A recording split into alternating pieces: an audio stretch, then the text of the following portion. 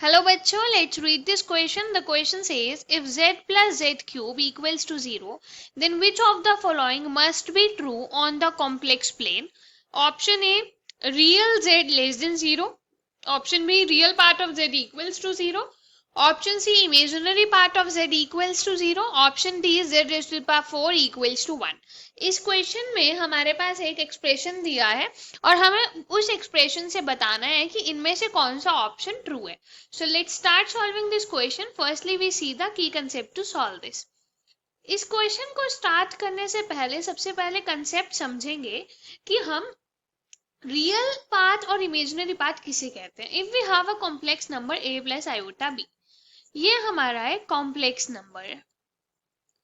Complex number में two parts होते हैं. ये हमारा a जो है वो रियल पार्ट है और जो आयोटा के साथ वाला पार्ट होता है, जो आयोटा के साथ नंबर होता है, वो हमारा इमेजिनरी पार्ट होता है. Imaginary part. सो इसमें क्या होता है, if we put a is equals to 0, अगर ये कोई नंबर है z, अगर हमने इसमें a इक्वल टू 0 पुट कर दिया, then we have a equals to iota b, तो ये अकेला आयोटा के साथ वाला पार्ट रह गया. तो दैट मीन्स ये हमारा इमेजिनरी, रियल ये जो है सिर्फ इमेजिनरी पार्ट बचा हमारा. ये हमारा इमेजिनरी पार्ट है. और अगर हमने b को 0 किया, z इक्वल टू a हो जाएगा. ये प्योरली रियल है. ये मैंने आई एम लिखा क्योंकि ये इमेजिनरी पार्ट को बता रहा है और ये प्योरली रियल पार्ट को बता रहा है z के. ठीक है. अब यहां से हम समझ सकते हैं कि अगर सिर्फ इमेजिनरी पार्ट है, दैट मीन्स रियल पार्ट क्या है, 0. अगर सिर्फ रियल पार्ट है, दैट मीन्स इमेजिनरी पार्ट क्या है, 0.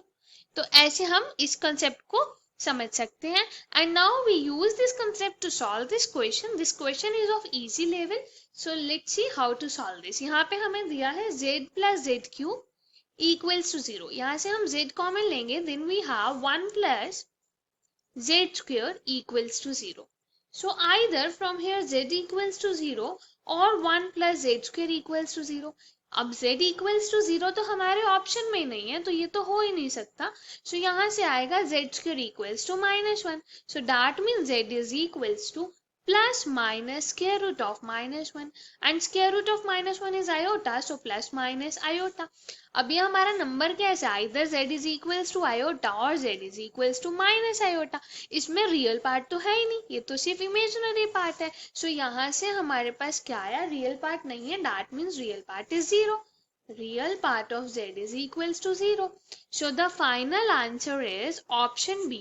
Hope you understood it well. Best of luck. Thank you.